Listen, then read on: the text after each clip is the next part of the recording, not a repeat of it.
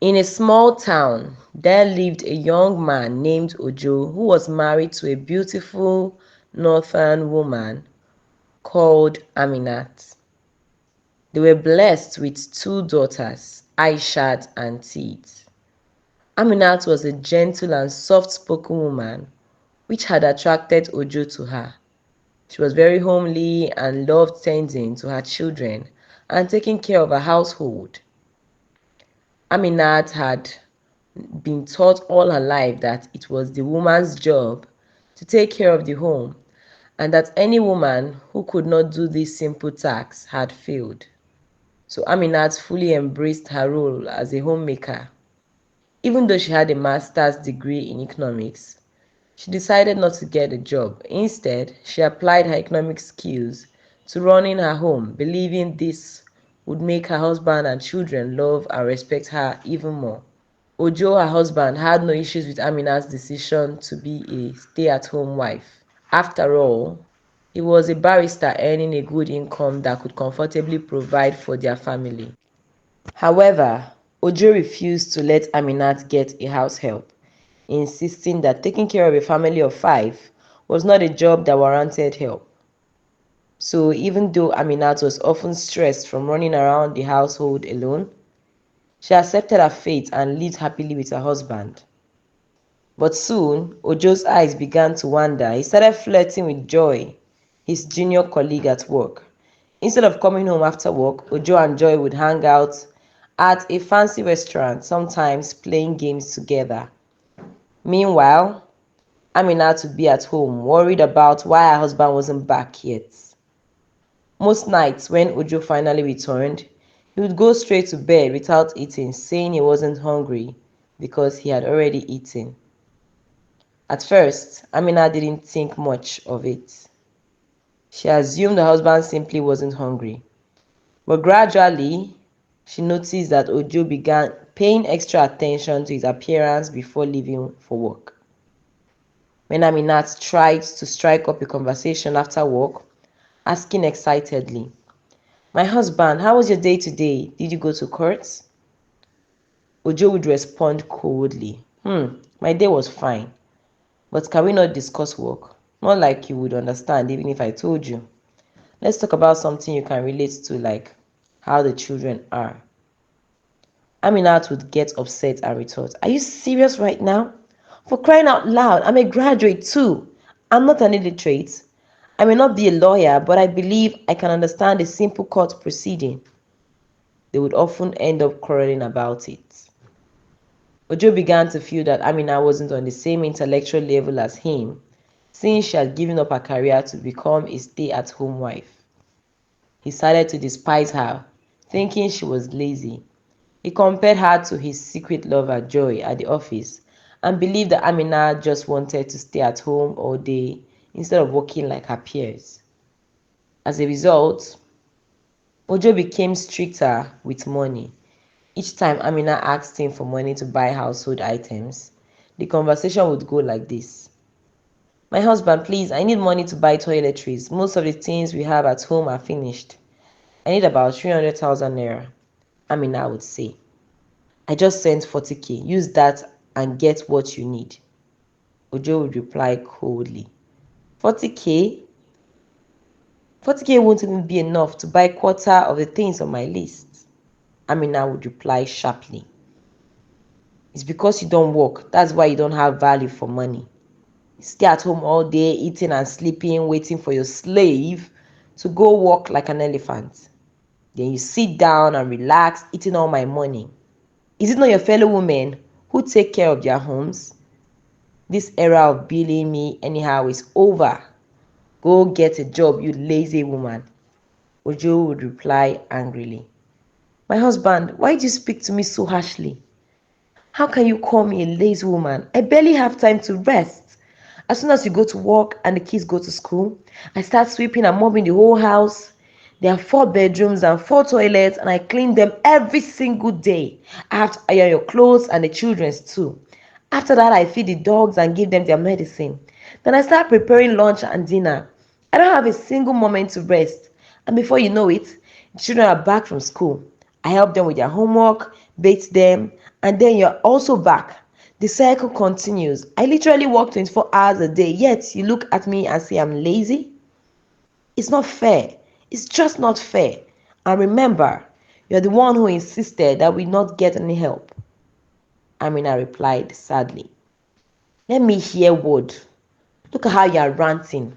What is so difficult in ordinary cooking, cleaning, and looking after your children and your husband? Isn't that something you should do? Is it someone else that should do it for you? Back in the day, our mothers had 7 children and still ran businesses. They didn't die. They didn't have any help. Yet they took good care of their home. You're just lazy and full of excuses, Ojo said as he walked away angrily out of his wife. Aminat cried and wept. She called her best friend Mary and told her everything that her husband had said. This man is so ungrateful. He thinks it's easy to keep a home. Amina lamented, sobbing.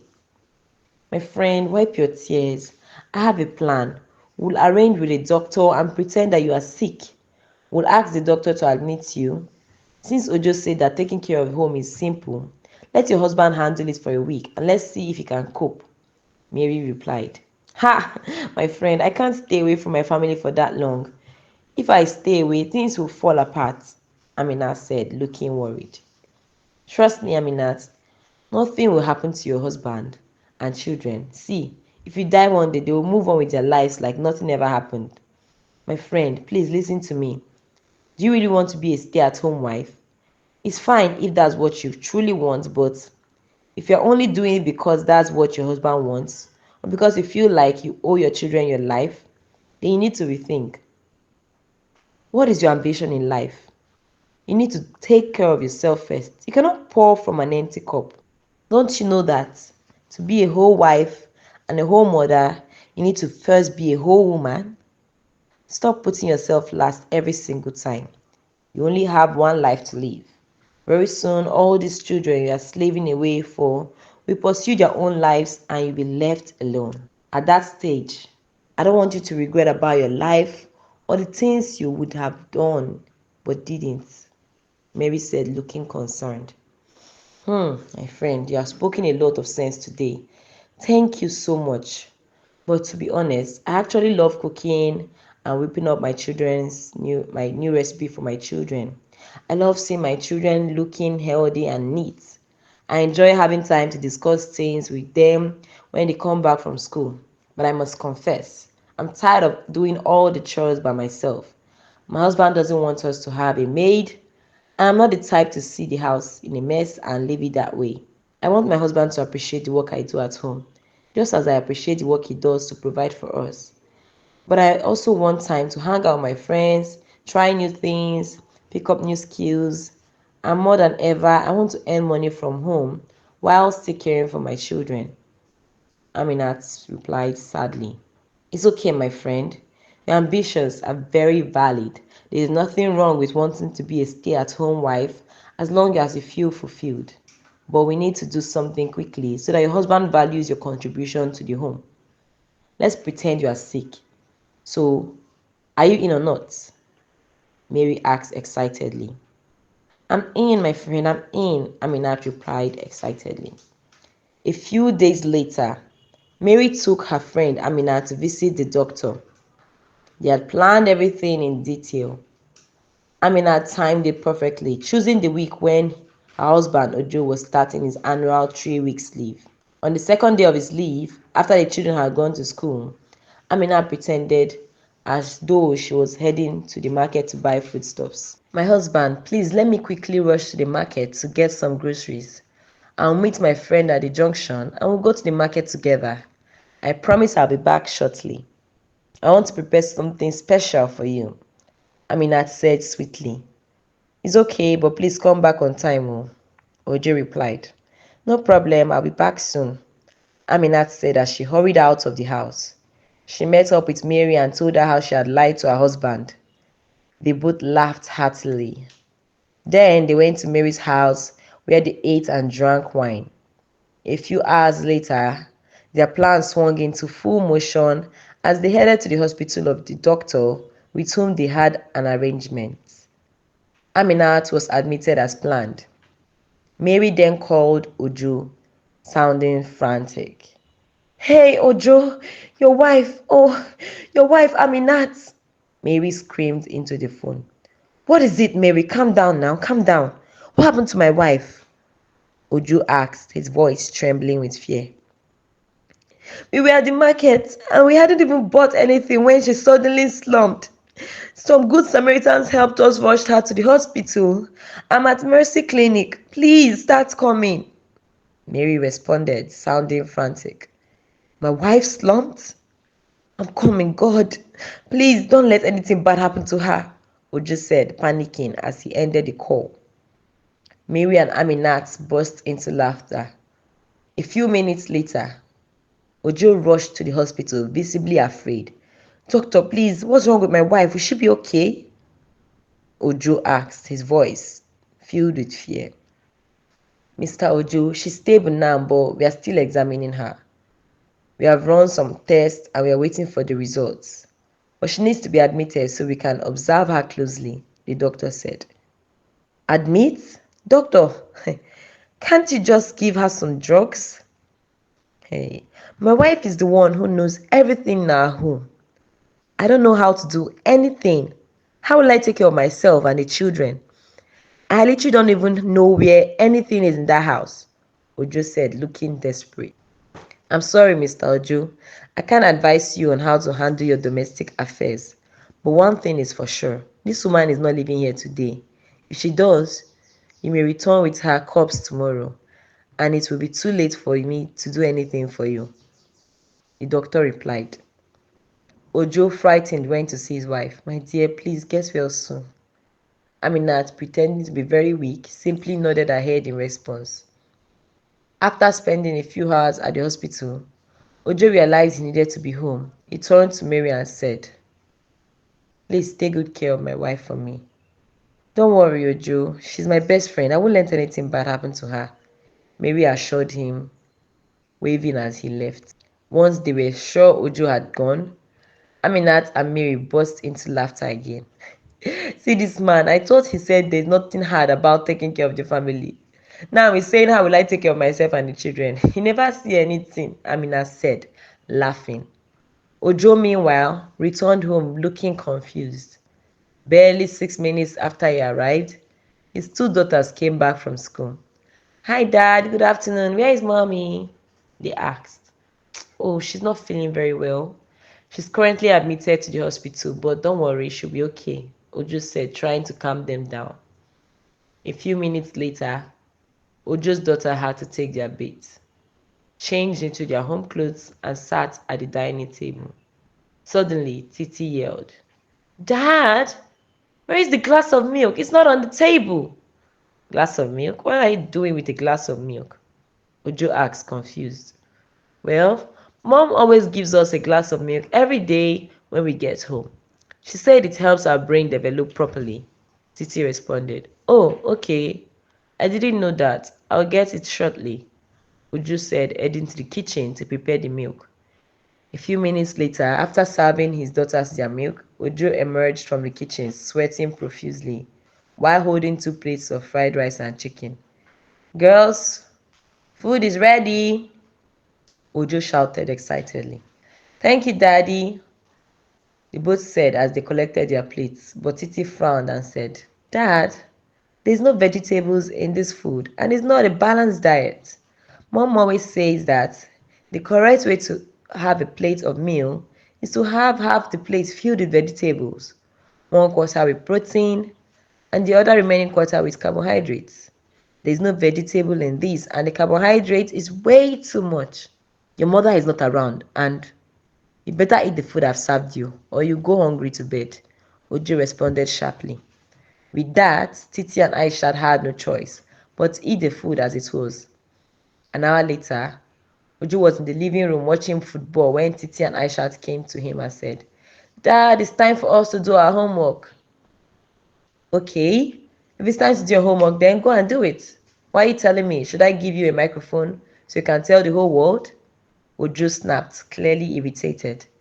But Dad, Mommy always sits with us and supervises us while we are doing our homework, Titi responded, frowning. Can't you see I'm watching football? What do you kids want from me? Do you want to kill me? Allow me to rest now. Since you came back from school, I haven't had a moment of peace. I didn't kill my father, so you won't kill me. Go and do your homework, and when I'm done, I'll check it. Ojo barked angrily. Aishat and Titi left, disappointed. A few minutes later, Titi returned and said, Dad, I need your help with my maths. Her tone sharp. Oh, Titi. Leave me alone now. What did I do to deserve this? Ojo snapped again, his frustration rising. But Titi stood there, frowning and sulking, refusing to leave. After a few moments, when Ojo saw that Titi was still standing there, he sighed and said, Oh yeah, let's go. Let me help you. He followed his daughter to help her with her homework. As Ojo picked up the Titi's maths book, he realized that he didn't even know the answer to the question. Not wanting to look foolish in front of his daughter, he quickly scribbled down his solution and said, Here, copy it. That's the answer. Okay, Dad, but first of all, Mom would never just tell me to copy it. She always makes sure we understand. And secondly, I know I don't know the answer, but I also think this is wrong, Titi said, raising an eyebrow. Dad, it seems you're not so good at maths. Both Titi and Aisha burst into laughter. What's so funny? Of course I don't know maths. What do you think I became a lawyer? Ojo retorted as he stormed out of the room embarrassed. The following day, Ojo woke up to the frantic screams of his daughter. Dad, we're late for school. We have missed the school bus. When Mom was here, we were never late for school. Ojo startled, jumped out of bed. Oh, I'm so sorry, my princesses, he shouted, rushing to get ready while his daughters prepared themselves for school. A few minutes later, Titi and Aisha were dressed and seated in the dining table, waiting to be served food. Ojo quickly served them toast and tea. As soon as Titi took a bite of the toast, her face began to swell. Titi, what's wrong with your face? Why is it swelling? Ojo asked, alarmed. Oh no, Dad. You made the toast with peanut butter, Aisha screamed, her voice filled with fear. Titi is allergic to peanut butter. She can't eat it. Nobody told me. How was I supposed to know? Ojo replied, panicking. These children will be the death of me today. He muttered, oh yeah, let's go to the hospital. Ojo quickly rushed both girls to the hospital. They arrived at the same hospital where their mother, Aminat, had been admitted. The doctor started attending to Titi right away, and once things were under control, Ojo decided to take the girls to see their mother. Aminat and her friend, Mary, were surprised to see them. What are you all doing here? Shouldn't you be in school? Aminat asked, worried. Ojo explained everything that had happened and apologized profusely. Aminat, please get well soon. Please come back home. I'm so sorry for ever thinking we're just eating, sleeping, and watching TV. I've come to appreciate everything you do to keep our home running. I see how you're raising our daughters to be smart and make good decisions. Even when it comes to food. I see how you always put us first before yourself. I'm so sorry for ever comparing you to the working women in my office. The work you do at home is an all-day job, and yet you don't get paid for it. I'm truly sorry, Ojo said sincerely. It's okay, my husband, Aminat responded, her heart filled with joy. They spent a few more hours with her before leaving for home. After they left, Aminat turned to Mary and said, Thank you so much. It seems like your plan worked. My husband has finally come to appreciate all the work I do at home. What are friends for? At least now your husband understands that you work just as much as he does, if not more, Mary replied. Now I think we can ask the doctor to discharge you. But remember, when you get back home, make sure you also put yourself first and live a wholesome and meaningful life. The next day, the doctor discharged Aminat. She and Mary were grateful for the doctor's support. Aminat was even more surprised when she arrived home. Her husband and her daughters had organized a grand reception to welcome her. Ojo had hired a housekeeper, a chef, and even a tutor for their daughters, all in one day. He had also bought her a car so she could move around town easily. Aminat was overwhelmed with emotion. My husband, all this for me? This is too much, she said, tears of gratitude filling her eyes. It's not too much, my wife. You've done so much for us. I want you to live a happy and fulfilled life. Ojo replied. I've also ended the inappropriate feelings I had with my colleague Joy. I'm so sorry for ever hurting you. I promise I'll never hurt you again. From that day, Aminat continued to be a stay-at-home wife, but she was happier and more fulfilled. She no longer had stressful days as the house help was around and the house eased her workload. She even began working from home, selling online courses, ebooks, recipe books, and simple marketing courses. Her business flourished, and she made a lot of money while earning the respect of her husband.